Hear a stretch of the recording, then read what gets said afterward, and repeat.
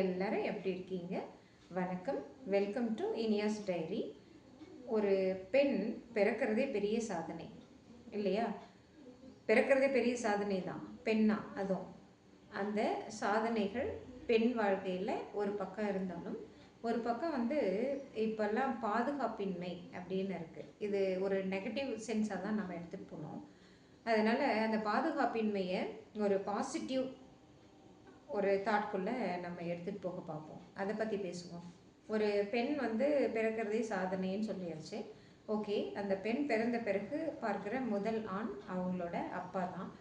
அப்பா என்கிறவர் அவங்களுக்கு அவ்வளோ பெரிய பாதுகாப்பை ஏற்படுத்தி தருவார். அவங்க வீட்டில், அந்த வீட்டுக்குள்ளே வளர்கிற ஓடியாடி விளையாடுற அந்த பெண்ணை அந்த அப்பாங்கிறவர் அவ்வளோ பாதுகாப்பாக ஒரு ஆண் மகனாக வளர்ப்பார். அந்த அப்பாவை பார்த்து வளர்கிற பெண்கள் அத்தனை ஆண்களையும் தன் அப்பாவுக்கு நிகராக தான் நினச்சிருக்காங்க. Even including me. அந்த மாதிரி தான் நினைக்கிறோம். ஆனால் இந்த சமூகத்தில் இப்போ ரீசன்ட் டைம்ஸில் அந்த பாதுகாப்பின்மை இல்லாமல் இருக்குது. இதை ஒரு பாசிட்டிவ் திங்கிங் மூலம் எப்படி எடுத்துகிட்டு போனோம்னா, நாங்கள்லாம் பிறந்த போது இந்த மாதிரி ஒரு பாதுகாப்பின்மை எல்லாம் கிடையாது. நாங்கள்லாம் ரொம்ப வெரி லக்கின்னே சொல்லலாம். எங்கேனாலும் போவோம். அதாவது குழந்தை பருவத்தில் நாங்கள் தெருவில் விளையாடணும். இன்றைக்கி தெருவில் விளையாடுற ஒரு குழந்தைய பாண்டிச்சேரியில் ஒரு வயதானவர், அவங்க அப்பாவுக்கும் மீறிய வயது, ஒரு தாத்தா ஸ்தானத்தில் இருக்கிற ஒருத்தர், ஒரு சின்ன குழந்தை, அவன் குழந்தைன்னு கூட சொல்ல முடியாது, ஒரு வயதுக்கு வந்த பையன்தான். அவங்கெல்லாம் சேர்ந்துட்டு இந்த மாதிரி பண்ணியிருக்காங்க. ஒரு ஸ்கூலில் ஒரு பெண் குழந்தைக்கு இந்த மாதிரி எல்லாம் ஒரு நிகழ்ச்சி நிகழுது. இந்த மாதிரி எல்லாம் எங்கள் வாழ்க்கையில் இருந்ததே இல்லைங்க. ஏன் இந்த மாதிரி எல்லாம் நடக்குது அப்படின்னு சொல்லிட்டு பார்த்தோம்னா, முக்கியமாக எனக்கு தெரிஞ்சது இன்டர்நெட்டு தான். பெண்கள் வாழ்க்கையில், ஆண்கள் வாழ்க்கையில் இன்டர்நெட்டுங்கிறது இன்றியமையாததாக ஆயிடுச்சு. அதே சமயத்தில் மொபைல் ஃபோன் யூஸ் பண்ணாத மனிதர்களே இல்லை அப்படின்னு சொல்லும்போது, இந்த இன்டர்நெட் மூலயமா அதாவது நெகட்டிவ் தாட்ஸு நிறைய கற்றுக்கிற ஆண்கள், அதே சமயத்தில் போதைப் பொருட்களை எடுத்துக்கிற ஆண்கள்னால பெண் குழந்தைகள், முக்கியமாக மழலை, அவங்க பாதிக்கப்படுறாங்க. இன்னொன்று குடும்ப சூழ்நிலை. இந்த இன்டர்நெட்டு அப்புறம் போதைப்பொருள்னு சொன்னேன் இல்லைங்களா, இது மட்டும் கிடையாது, குடும்ப சூழ்நிலையும். அதாவது கூட்டு குடும்ப முறையாக இருந்த எங்கள் காலத்துலலாம் கூட்டு குடும்ப முறை தான் இருந்தது. இப்போ தனி குடித்தனம் போனோம் அப்படின்னு சொல்லிட்டு நிறைய பெண்களே இந்த சமுதாயத்தை சீரழிவுக்கு கொண்டு போகிறோம் அப்படிங்கிறத உண்மையை நம்ம ஒத்துக்கணும். நம்ம பெண்களாகிய நாம் இதை அக்செப்ட் பண்ணிக்கணும். ஏன் அப்படின்னு சொல்லிட்டு பார்த்தோம்னா, அந்த காலத்தில் எல்லாமே கூட்டு குடும்பமாக இருந்தது. தெருவுக்கு ஒரு திண்ணையில் 2 பாட்டியம்மாக்கள் உக்காந்துருப்பாங்க. தாத்தாக்கள் எங்கே போகிறாங்க எங்கே வர்றாங்க, அவங்க பசங்க, அப்பா, அவங்க அதாவது நம்ம கூட பிறந்த பிரதர்ஸ் சிஸ்டர்ஸ் என்ன, அதாவது பிரதர்ஸ் என்ன பண்ணுறாங்க அப்படின்னு சொல்லிட்டு எல்லாம் கண்காணித்த நாட்கள் எல்லாம் போயிட்டு, இன்றைக்கி ஒரு மொபைல்லையோ இல்லை அதில் இருக்கிற இன்டர்நெட்டையோ பார்த்துட்டு தேவையில்லாத விஷயங்களை பார்த்துட்டு போதைப் பொருட்களுக்கு அடிமையாகி வீட்டுக்குள்ளேயே இருக்கிற அந்த மைண்ட் செட்டு இருக்குது பாருங்கள், அது மிகப்பெரிய ஒரு பேரழிவை ஏற்படுத்துது இந்த சமூகத்துக்கு. இந்த குடும்பம் சூழ்நிலையும், அதாவது கூட்டு குடும்ப முறை தனி கொடுத்து நம்ம அதுக்கு காரணம் யார்? நம்ம தானே. கண்டிப்பாக நம்ம தான். தனி கொடுத்தனம் போயிடணும். இதுதான் பார்த்துட்ருக்கோம். ஒரு சில சூழ்நிலைகளை தவிர தனி கொடுத்தனம் எதுக்கு போகணும் அப்படின்னு சொல்லிட்டு யோசிக்கணும் பெண்கள். இதுக்கு மேலேயாவது இதை கொஞ்சம் மாடரேட்டாக கிராஜுவலாக அப்படியே மாற்றுறதுக்கு பார்ப்போம். இந்த தாட்டை நம்ம கண்டிப்பாக நம்ம மைண்ட் செட்டில் வச்சுக்கணும். நம்ம சொல்லி தான் நம்மளோட கணவர் தனி கொடுத்தனம் வராங்க அப்படிங்கிற அந்த நிதர்சனமான உண்மையை பெண்கள் கண்டிப்பாக உணரணும். நாங்கள்லாம் தெருவில் விளையாடுவோம். எந்த ஆணோ இல்லை ஆண் குழந்தையோ எங்களை எதுவுமே பண்ணது கிடையாது. அவ்வளோ பாதுகாப்பாக இருந்தோம். இன்றைக்கு அந்த பாதுகாப்பு இல்லை. ஓகேவா? குழந்தை பருவத்தில். அதே மாதிரி பள்ளி பருவம். பள்ளி பருவம்ன்றது செகண்ட் ஸ்டேஜ் ஒவ்வொரு பெண்ணுக்குமே. அந்த பள்ளி பருவத்தில் இப்போது ரீசண்ட் நியூஸில் கூட பார்த்தோம், பள்ளியிலேயே ஒரு சில ஆண்கள் வந்து ஒரு சின்ன மழலையர் அவங்கெல்லாம் அவங்கக்கிட்ட தப்பாக நடந்துக்கிறாங்க. இது எது? குடும்ப சூழ்நிலை சரியில்லை, தனி கொடுத்தனும் போயிடுறோம், கூப்பிட்டுட்டு போயிடுறோம். ஒரு குடும்பத்தில் ஒரு ஆண் வந்து சரியில்லைன்னா அந்த குடும்பத்தில் இருக்கிற அவங்க ஒய்ஃபு சொல்லி பார்ப்பாங்க. அப்படியும் அவங்க சரியாக வரலையா, அவங்களோட அம்மா சொல்லி பார்ப்பாங்க, அவங்க அந்த ஆண் கூட பிறந்த அந்த சிஸ்டர்ஸ் சொல்லி பார்ப்பாங்க. அப்படியும் இல்லையா அவங்க வீட்டில் இருக்கிற பெரியவங்க சொல்லி பார்ப்பாங்க. அதாவது தாத்தா பாட்டி, முக்கியமாக பாட்டிங்கள்லாம் நிறைய சொல்லுவாங்க. இந்த சூழ்நிலைகளை நம்ம இன்றைக்கு தவிர்த்துட்டு வரோம். எதனால? தனி கொடுத்தனங்கிற முறையில். அதே சமயத்தில் ஒவ்வொரு ஆணும் ஒவ்வொரு ரூம்குள்ளே ஒரு ஆண் குழந்தையுமே, பெண் குழந்தைகள் கூட தான் இதில் இன்க்ளூடிங், ஒரு செல்ஃபோன்லேயோ இல்லை லேப்டாப்லேயோ ஏதோ ஒன்று, டிவியோ ஏதோ ஒன்று பார்த்துட்ருக்காங்க, தேவையில்லாத விஷயங்களை பார்த்துட்ருக்காங்க. மனிதர்களுடைய வேல்யூ போயிடுச்சு. கூட்டு குடும்ப முறைங்கிறதோட வேல்யூ தெரியல நமக்கு. தனி குடித்தனம் அப்படிங்கிறது எவ்வளோ பெரிய இஷ்யூ ஆக்குது இந்த சமுதாயத்தில். இன்னொன்று, அதே சமயம் பெரியவங்கள்லாம் சொல்லுவாங்க ஒரு சமூக கட்டமைப்பு இருக்கணும் அப்படின்னு சொல்லிட்டு. அந்த சமூக கட்டமைப்பும் இன்றைக்கு சமூகத்தில் இல்லை.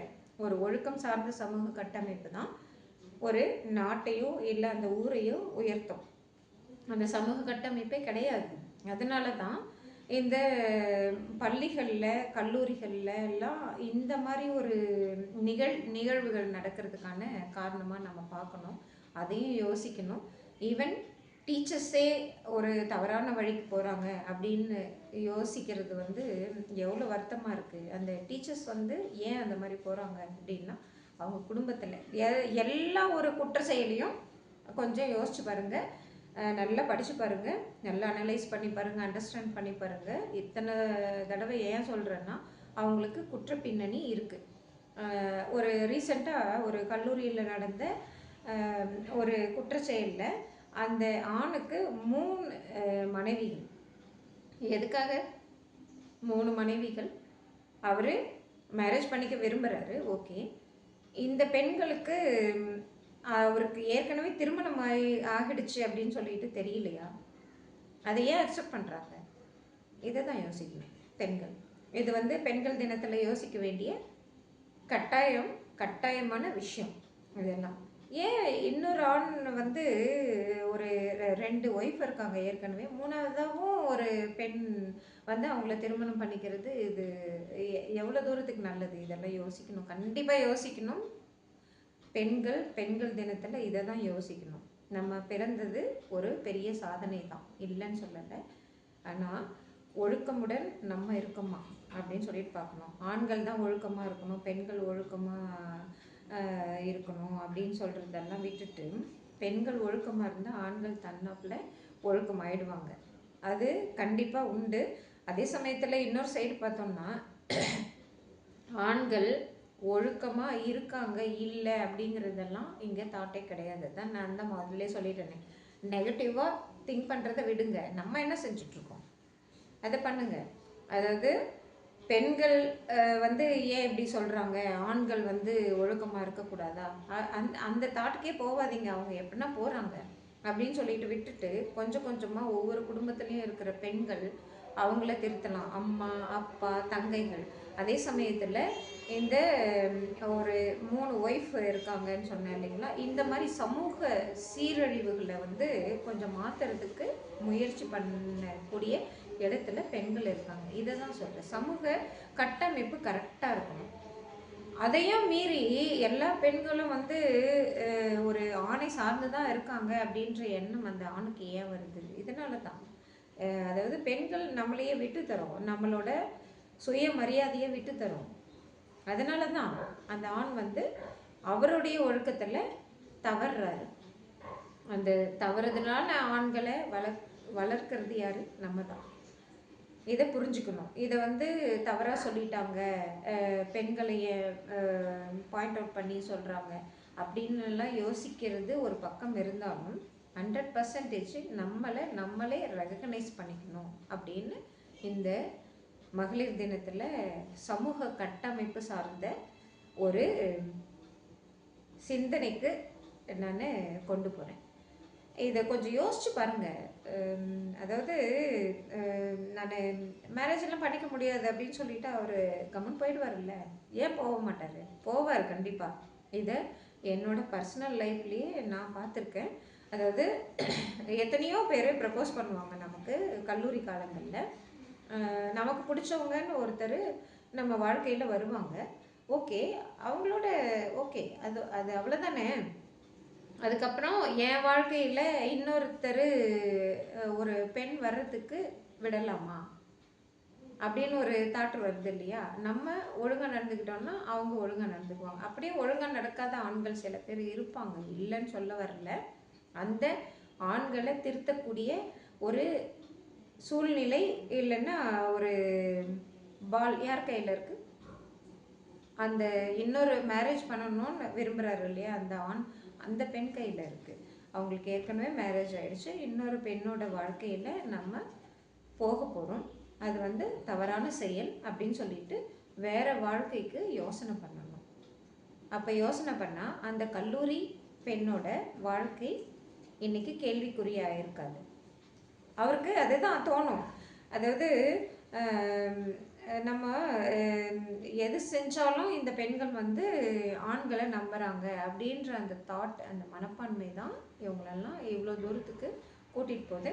அதுவும் கொஞ்சம் ஒழுக்கம் இல்லாத ஆண்கள் பார்த்திங்கன்னா நிறைய குற்றச்செயல்களில் ஈடுபடுறாங்க. இப்போது முதல்ல சொன்ன மாதிரி போதைப் பொருட்கள் அதிகமாகிடுச்சு, இன்டர்நெட் பார்த்துட்ருக்காங்க.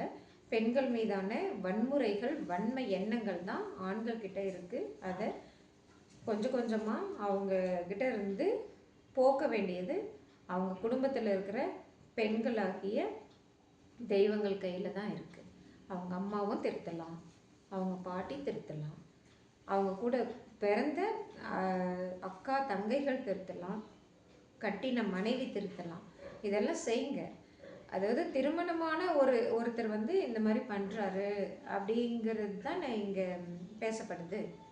ஏன் பண்ணுறாரு அப்படின்னு பார்த்தோம்னா இந்த காரணம்தான். இதை தான் நம்ம மாற்றணும்.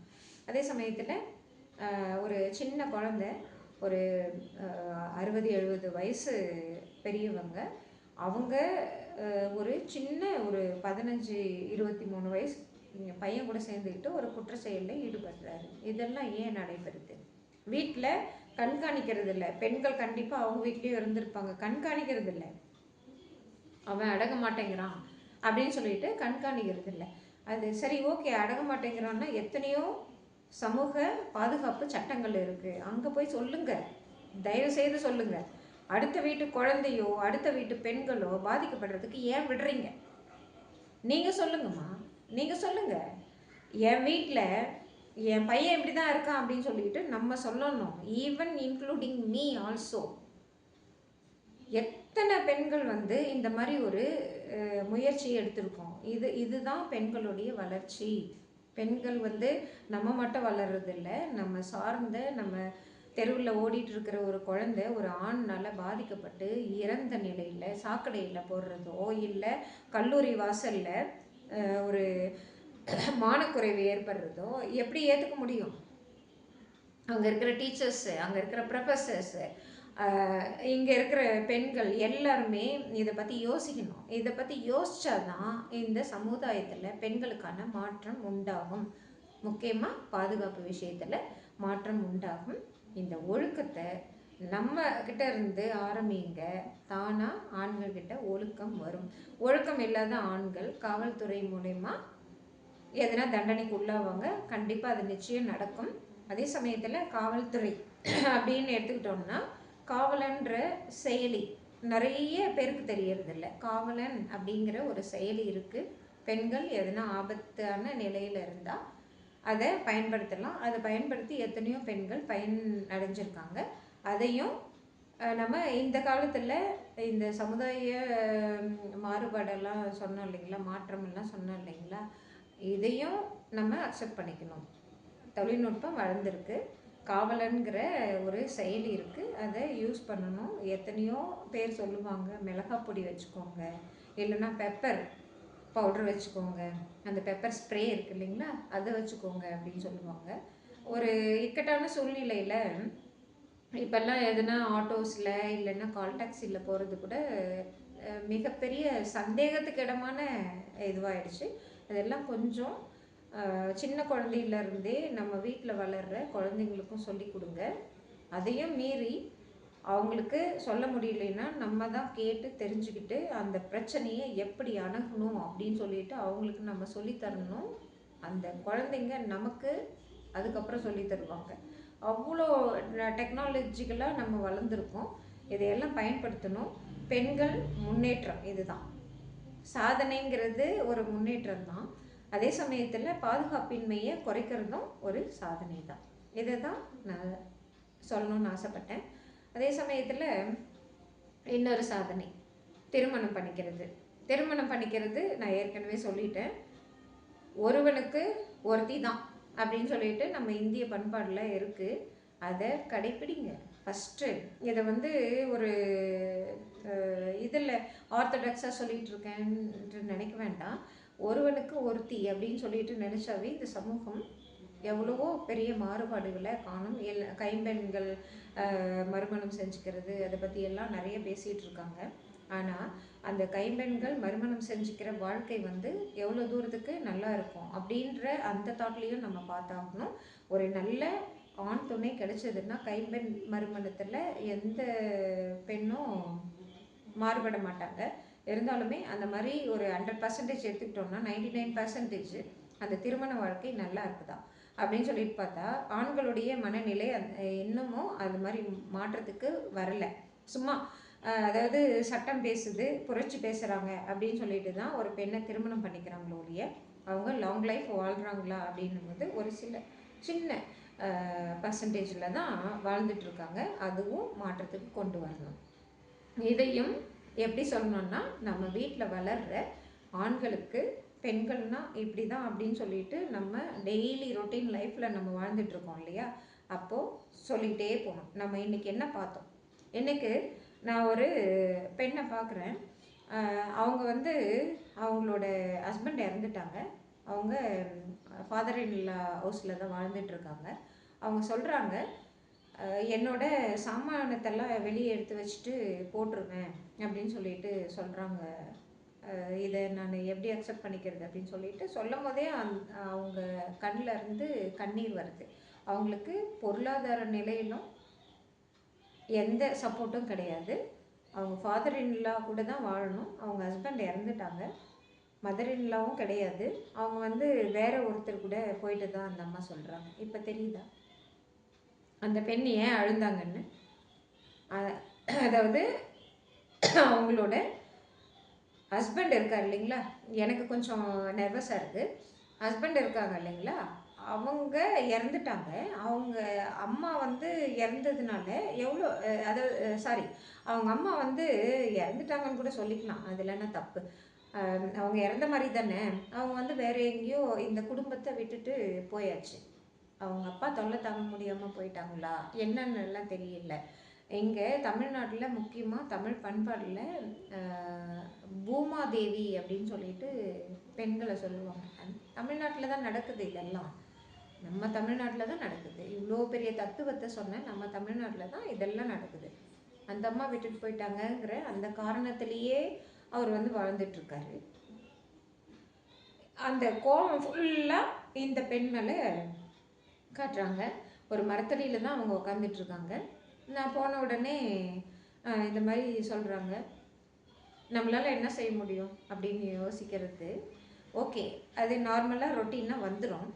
அந்த பெண்ணுக்கு என்ன தேவை, அவங்களுக்கு என்ன தெரியுது, அவங்க தெரிஞ்சு தான் அந்த பையனை மேரேஜ் பண்ணிக்கிட்டாங்களா? இந்த ஒரு தாட் வருது இல்லைங்களா? ஏதோ பையன் இருக்கான், மேரேஜ் பண்ணிடணும் அப்படின்னு சொல்லிட்டு தான் அவங்க பேரண்ட்ஸ் வந்து அவங்களுக்கு மேரேஜ் பண்ணி வச்சுருப்பாங்க. அந்த பெண் ஒரு பெரிய கனவோட இந்த கணவன் வீட்டுக்கு வந்திருப்பாங்க. வந்த உடனே அவங்க கணவர் இறந்துடுறாரு. இறந்த பிறகு அவங்க கணவர் இருக்கும் போதே எத்தனையோ துன்பங்களை அனுபவிச்சிருக்கலாம், அதெல்லாம் சொல்லலை. அதை விட பெரிய துன்பம் என்னன்னு கேட்டிங்கன்னா, அந்த வீடே தனக்கு இல்லை, அந்த சொத்தே தனக்கு இல்லை அப்படின்னும் போது வெறுமை தானே ஏற்படும். அதுக்கு காரணமாக லாஸ்ட்டில் ஒரு வார்த்தை சொல்கிறாங்க, அவங்க அம்மா வந்து வேற ஒருத்தர் கூட போயிட்டாங்க, அதனால தான் எங்கள் மாமனார் வந்து இந்த மாதிரி என்ன டார்கெட் பண்ணிட்டு ஏதோ பண்ணுறாங்க அப்படின்லாம் சொல்லிட்டு இருக்காங்க. இது வந்து குடும்ப வன்முறையில் எடுத்துகிட்டு போக முடியுமா? போகவே முடியாது. அவர் நார்மலாக அவங்க ஒய்ஃப் மேலே இருக்கிற கோபத்தை அவங்க டாக்டர் இல்லா மேலே அப்படியே திணிக்கிறார், மருமகள் மேலே திணிக்கிறார். இதுதான் எல்லா வீட்லேயும் நடக்குது. ஈவன் எங்களை மாதிரி பொருளாதாரத்தில் தன்னிறைவு அடைந்த பெண்களுக்கும் கூட சில பல குறைகள் இருக்குது, அதெல்லாம் நாங்கள் நிறைவேற்றிக்கிறோம். அந்த பெண் என்ன பண்ணுவாள்? அவங்களுக்கு உண்டான சமூக மாற்றத்தை கொண்டு வர்றதுக்கு படிச்சுட்டு நல்ல ஒரு சமூக சிந்தனையோட அந்த சமூகத்தை பெண்களை எப்படி முன்னேற்றணுங்கிற பாதையில் போய்கிட்டு இருக்கோம். அந்த மாதிரி எல்லா பெண்களுமே வரணும். திருமணங்கிறது ஒரு சம்பிரதாயம், நமக்கெல்லாம் சமூகத்தில் ஒரு அந்தஸ்து. ஓகே, அது வந்து நம்ம குடும்பத்தில் நல்லா இருந்ததுன்னா அடுத்தது சமூகத்தை பற்றி யோசிக்கணும். ஓகே, அந்த பெண் யோசிக்க முடியுமா சமூகத்தை பற்றி? அவளை பற்றி தான் யோசிக்க முடியும். நம்ம கூட பிறந்த, இந்த நாட்டில் பிறந்த, இந்த உலகத்தில் பிறந்த ஒரு பெண் பாதிக்கப்படுறான்னா அதுக்கு நம்மளால் என்ன செய்ய முடியும்? வீட்டில் இருந்தாலும் சரி, வேலைக்கு போனாலும் சரி, என்ன செஞ்சிட்ருக்க முடியும் அப்படின்னு சொல்லிட்டு அந்த சிந்தனையில் தான் போகணும். சம்பளம் வாங்குகிறோம், அடுத்தது வீட்டு வேலை செய்கிறோம், எல்லாமே செஞ்சிட்ருக்கோம். நம்ம கூட பிறந்த ஒரு பெண்மணி பாதிக்கப்படுறாங்க, அந்த காலேஜில் இருந்ததெல்லாம் விடுங்க, அது வேறு விஷயம். அதுக்கு வந்து காவல்துறை, ஒரு செயலி, சட்டம், நீதிமன்றங்கள் இருக்குது. இது வந்து குடும்ப வன்முறைன்னு கூட சொல்ல முடியாது. இதை வந்து சமூகத்திலேயே திருத்த வேண்டிய ஒரு நிலைமை. இதை எப்படி திருத்துறது அப்படின்னு சொல்லிட்டு பார்த்தா, அவங்க ஃபாதர் இல்லாவை ஃபஸ்ட்டு பார்க்கணும், அவர்கிட்ட பேசணும், அவருக்கு விழிப்புணர்வு ஏற்படுத்தணும். இதுக்கெல்லாம் வாலண்டியர்ஸ் தேவை. இதெல்லாம் பண்ணுவோம், ஓகேவா? அந்த மாதிரி பண்ணணும். இது ஒரு பெண், அதாவது உமன்ஸ் டேவோட ஒரு சின்ன தாட்டு. பெண் குழந்தையாக பிறக்கிறது ஒரு சாதனை. அதே மாதிரி அந்த பாதுகாப்பின்மையை, சமூக மாறுபாடுகளை, இதையும் மாற்றுறது பெண்களோட கடமை. இந்த மாறுபாடுகளையும் இந்த பாதுகாப்பின்மையும் மாற்றணுன்னா எல்லா பெண்களுமே நல்லா அமைவாங்க. அதே சமயத்தில் நம்மை சார்ந்த ஆண்களும் எல்லாருமே நல்ல ஒழுக்கமான ஆண்களாக வளருவாங்க. எங்கள் காலத்துலலாம் அந்த மாதிரி தான் இருந்தாங்க. நாங்கள்லாம் சைக்கிள்லாம் போவோம். அப்போல்லாம் அந்த மெயின் ரோடெல்லாம் பார்த்திங்கன்னா ரொம்ப காடு மாதிரி இருக்கும், நிறைய மரங்கள் வளர்ந்துருக்கும். எந்த பயமும் இல்லாமல் நாங்கள்லாம் சைக்கிளில் போயிட்டு வருவோம். என் ஃப்ரெண்டுங்கள்லாம் கிராமத்தில் இருப்பாங்க இல்லைங்களா, அவங்க வீட்டுக்கு நாங்கள் சைக்கிளில் தான் போவோம். அன்றைக்கு எங்களுக்கு எதுவுமே நடந்ததில்லை. இன்றைக்கி நடக்குதுன்னா இதுதான் காரணம். அதே மாதிரி ஒரு குடும்பத்தில் சொல்லிட்டேன், வேலை செய்கிற இடத்துலையும் சொல்லிட்டேன். நம்மை சார்ந்து என்னென்ன நடக்குது அப்படிங்கிறது தான் நம்ம பாயிண்ட் அவுட் பண்ணணும். அதுவும் முக்கியமாக பெண்களுக்கு என்ன நடக்குது, இதை வந்து நம்ம எப்படி குறைக்க முடியும், இந்த ப்ராப்ளம்ஸை எப்படி குறைக்க முடியும், நம்மை சார்ந்த ஆண்களை எப்படி பெண்களை பற்றிய புரிதலை உணர வைக்க முடியும், இதை பற்றி தான் யோசிக்கணும். வேறு ஒன்றுமே இல்லை. இதை வந்து ஒரு சிலர் வந்து இந்த டே என்னத்துக்கு கொண்டாடுறாங்க அப்படின்னு சொல்லிட்டு சொன்னேன் இல்லைங்களா முதல்லையே. இந்த டே இதுக்கு தான் கொண்டாடப்படுது. பெண்கள் தினம் கொண்டாடப்படுறதில்லை, அது வந்து வளர்ச்சி அடைந்த பாதையை நோக்கி பெண்களுக்கு உண்டான முயற்சிகளை, விழிப்புணர்வை ஏற்படுத்துகிற ஒரு நாளாக தான் இது அமைஞ்சிருக்கு.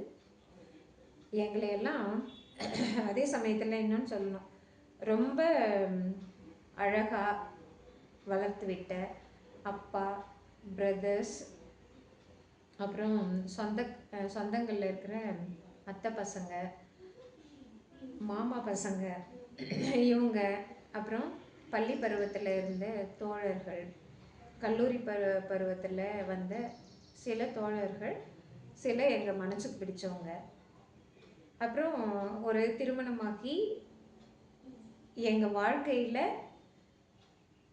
ஒரு பாதியாக அங்கமாகிட்ட அந்த ஆண், அவங்க வந்து இன்னொரு அப்பா தான் எங்களுக்கு.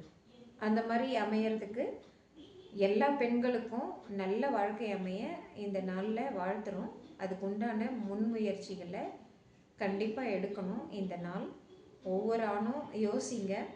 பெண்கள் வந்து இன்னமும் முன்னேறல, ஒரு 50% முன்னேறி இருக்காங்க அப்படின்னு கூட சொல்ல முடியாது. 45% ஒன்றா எடுத்துக்கலாம். மற்ற 65% முன்னேற்றத்துக்கு நீங்களும் இதை பற்றி சிந்தியுங்க.